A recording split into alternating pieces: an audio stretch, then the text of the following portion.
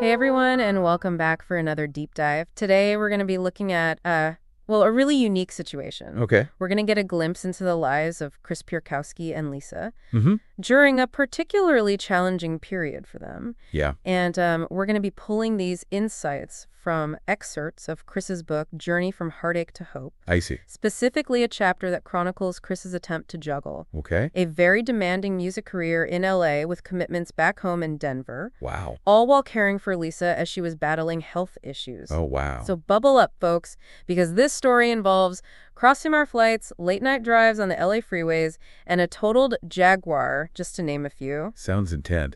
What's so fascinating about this chapter is that it really reveals the intensity of their lives at that time, you know? Right. It's a real testament to their resilience and especially Chris's dedication to both his music career and caring for Lisa. Yeah, let's start with that.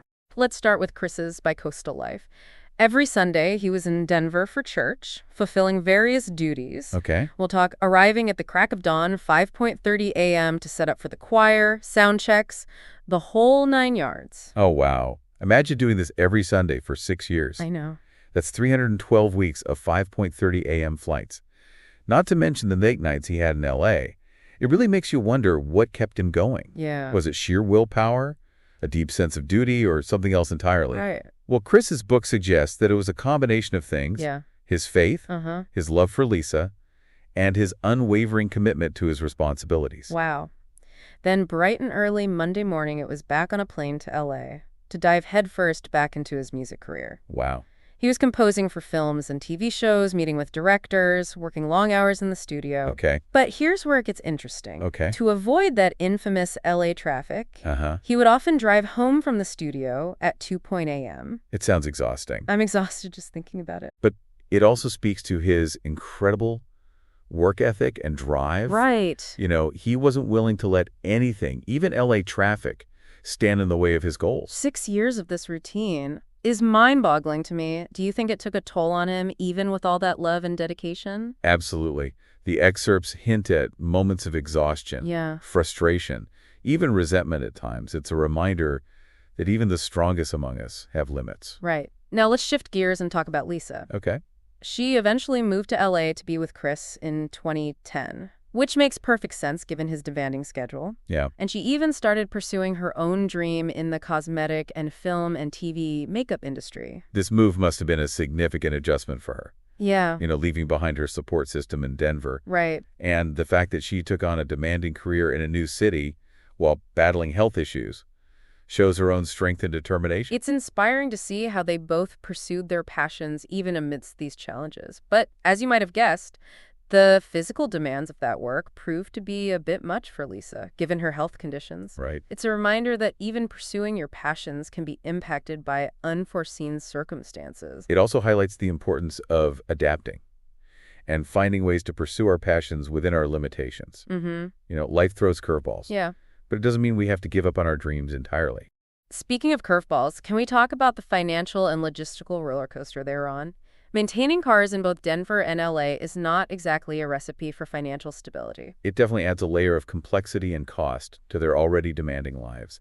Imagine managing all of that while dealing with medical bills Right. and the emotional strain of Lisa's health challenges. I can only imagine Chris juggling a keychain the size of a small loaf of bread. But seriously, the costs associated with their lifestyle, especially with Lisa's medical needs, must have been substantial. And on top of the financial burden, think about the constant travel, the back and forth between two cities, and the mental energy required to manage it all. It speaks to their resilience and their commitment to making things work. And speaking of making things work, can we talk about the Jaguar incident? Chris bought Lisa her dream car. Oh, wow. A beautiful, dark, golden Jaguar that, according to Chris, perfectly matched her personality. It was a grand gesture of love, a way to bring joy into her life. Right. Especially given the uncertainty of her health, it's clear Chris wanted to create special moments for them, even amidst their struggles. Imagine being in Lisa's position. Your husband showers you with this incredible gift, a symbol of freedom and joy, but your own mother didn't quite get it. Oh, How do you think that made Lisa feel? that's a great question. The book doesn't go into great detail about Lisa's reaction to her mother's disapproval, But it does suggest that Lisa's focus was on enjoying life with Chris in the present, rather than dwelling on her mother's negativity. Well, sadly, the Jaguar was totaled in an accident. Yes, hit by some tourists no less. Oh, It's no. a reminder that even the most beautiful things can be fleeting. That's awful. Was Lisa okay? Miraculously, she escaped with just a few scratches on her knee. Can you imagine the relief Chris must have felt? Absolutely. To have Lisa be safe after such a traumatic event, I'm sure the relief was overwhelming, mixed with the shock of seeing the car destroyed. It's a powerful reminder of how quickly life can change, and how important it is to cherish the present moment. Well said. Now, despite the good news about her cancer not progressing, Lisa's health challenges were far from over.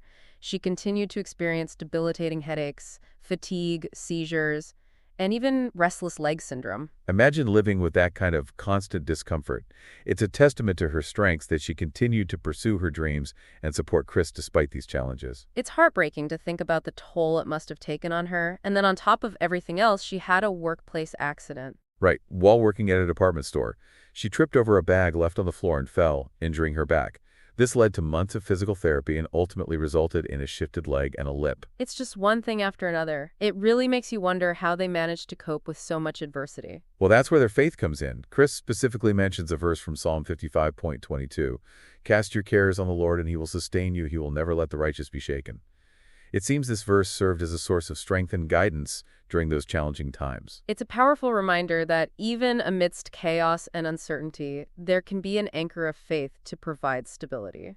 What are your thoughts on that? Well, I think it speaks to the human need for something greater than ourselves to rely on during difficult times. Yeah. Whether it's faith, family, or a strong sense of purpose, having something to ground us can make all the difference. Absolutely. And it's clear that Chris drew immense strength from his faith, especially in his role as Lisa's caregiver. And don't forget, he was still juggling his demanding music career and the constant travel back and forth between Denver and LA. It's a testament to his resilience and his unwavering love for Lisa. It makes you wonder what our own anchor of survival would be in similar circumstances. What are the things we draw strength from when life throws its inevitable turf balls? That's a question worth pondering. But before we get too introspective, there's another detail I found particularly striking.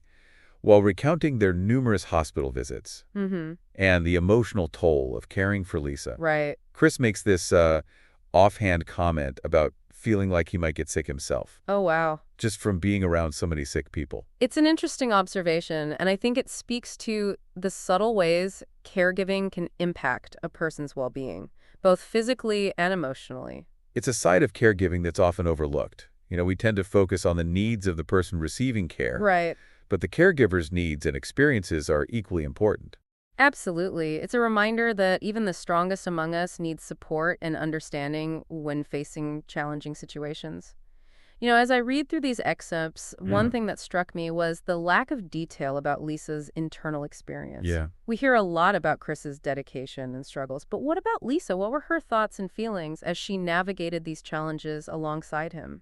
That's a great point. The book primarily reflects Chris's perspective, so we only get glimpses of Lisa's inner world, Right. but those glimpses are telling. For example, when Chris describes Lisa's reaction to the Jaguar accident, Uh-huh. he mentions her saying, "Well, at least I'm alive." That's a powerful statement. It suggests a certain level of acceptance, even humor in the face of adversity. Exactly. And it makes you wonder, what was her coping mechanism? How did she maintain her spirit through all of this? Right. Did her faith play a role similar to Chris's? These are questions the book doesn't fully answer, Yeah. but they offer a fascinating area for further exploration. It would be incredible to hear Lisa's side of the story, wouldn't it? To get a deeper understanding of her perspective, her strength, her resilience. Absolutely. It would add a whole new dimension to our understanding of their journey. Right. And I think it speaks to the importance of seeking out multiple perspectives when trying to understand any complex situation. I was also struck by the contrast between Chris and Lisa's focus on enjoying life, even amidst uncertainty, and Lisa's mother's reaction to the Jaguar. Right. It seems she didn't quite grasp the gravity of Lisa's situation and perhaps harbored a bit of resentment or jealousy. It definitely highlights different approaches to coping with difficult situations. Chris and Lisa chose to embrace the present, finding joy where they could, Right. while Lisa's mother seemed more focused on material possessions, and perhaps felt that the gesture was frivolous given their circumstances. It's a reminder that everyone processes things differently. What might seem like a grand gesture of love to one person might be perceived as insensitive or impractical to another. It also makes you think about the complexities of family dynamics, especially when dealing with serious illness. Absolutely. And it highlights the importance of communication and understanding different perspectives within a family unit, especially when facing challenging times. Okay, so we've talked about Chris's bicoastal life, Hmm. Lisa's move to LA, the financial and logistical struggles, Right. the Jaguar incident, Lisa's ongoing health issues, and the role of faith in their journey. Is there anything else that stands out to you from these excerpts? Well, one thing that struck me was the way Chris describes his music Uh-huh. as a form of escape and therapy during this period. Right. He talks about pouring his emotions and experiences into his compositions, Yeah. finding solace and release through music. That makes sense. Music can be incredibly powerful in that way, Yeah, offering an outlet for emotions that might be difficult to express otherwise. exactly. And it makes you wonder about the music he created during this time. Right? Does it reflect the joy and love, but also the pain and exhaustion of their journey? Does listening to his music offer a window into his soul, and by extension, into their shared experience? That's a fascinating question. It would be incredible to hear some of the music Chris composed during this period and see if we can trace those emotional threads. It would add a whole new layer of understanding to their story. And it speaks to the power of art to connect us to human experiences, even ones vastly different from our own. You know, thinking about Chris finding solace in his music during these tough times, Yeah. it reminds me of something else from the excerpts that stood out to me. The part where Chris describes his frustration with the healthcare system, it seems like they encountered a lot of red tape and bureaucratic hurdles while trying to get Lisa the care she needed. Yes, that's a recurring theme throughout the chapter. Chris expresses his frustration with insurance companies, hospital bureaucracy, and the general feeling of being lost in a complex and often impersonal system. It's a reminder that even with love, dedications, and faith, navigating the healthcare system can be incredibly challenging and emotionally draining. Absolutely. And it raises important questions about accessibility, Right. affordability, and the human side of healthcare. How can we, as a society, better support individuals and families facing these challenges? It's a conversation we need to keep having. So we've delved into their individual experiences, their relationship dynamics, Right. and the external challenges they faced. But there's one more crucial element we haven't discussed in depth yet, Okay. the role of faith in their journey. Yes, faith is a central theme in the book, and particularly in this chapter. Chris repeatedly references his faith as a source of strength, guidance, Uh-huh. and comfort during their darkest hours. He talks about prayer, scripture, and the unwavering belief that God was with them every step of the way. It's clear that faith played a crucial role in their ability to cope with adversity. But for someone who might not share that same level of faith, how might they interpret Chris's reliance on his beliefs? That's a thoughtful question. I think even without sharing the same religious beliefs, Right. one can appreciate the power of faith as a coping mechanism. Yeah. It's about finding something to hold on to, a source of hope and strength Right. in the face of overwhelming challenges. And that source of hope can take many forms, whether it's religious faith, Yeah. a strong sense of community, or a deep connection to nature. Exactly. It's about finding what resonates with you personally and allows you to tap into that inner resilience. So as we delve deeper into Chris's book and the story of his life with Lisa, one question that keeps coming back to me is, how did their individual experiences shape their relationship? Did these challenges bring them closer together, or did they create friction and distance? That's a really insightful question. And I think the book offers some clues. Okay. On one hand, you see the immense love and devotion they had for each other, Chris's unwavering commitment to Lisa's care, Mm-hmm. his willingness to sacrifice his own comfort and convenience for her well-being. Right.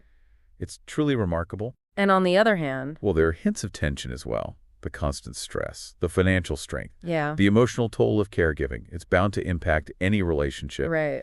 Chris mentions moments of frustration, Uh-huh. feelings of being overwhelmed, even resentment at times. It's a reminder that even the strongest relationships are tested during times of adversity, and it's important to acknowledge those challenges, to allow space for both partners to express their needs and feelings. Absolutely. And it speaks to the importance of communication, Uh-huh. empathy, and a willingness to adapt and support each other through those difficult moments.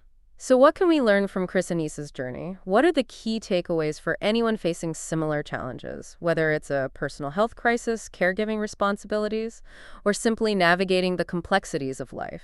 I think their story offers several valuable insights. Okay. First, it highlights the importance of resilience, of finding that inner strength to keep going even when things get tough, whether it's drawing on faith, family, or a deep sense of purpose. Having something to ground you can make all the difference. It also underscores the power of love and commitment.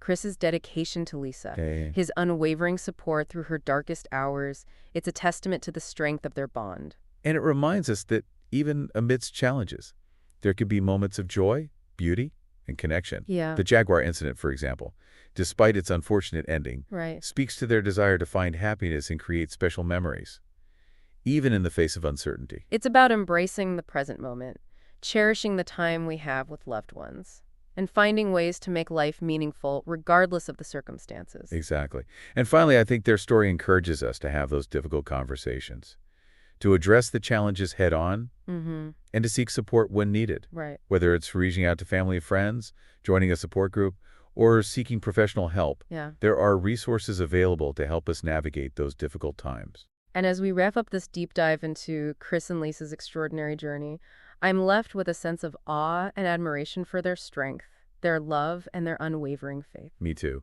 Their story is a powerful reminder that even in the darkest of times, there is always hope, there's always resilience, and there is always love. It's a story that will stay with me, and I hope it resonates with our listeners as well. Perhaps it will even inspire you to seek out Chris's book, Journey from Heartache to Hope, to explore their journey in greater depth.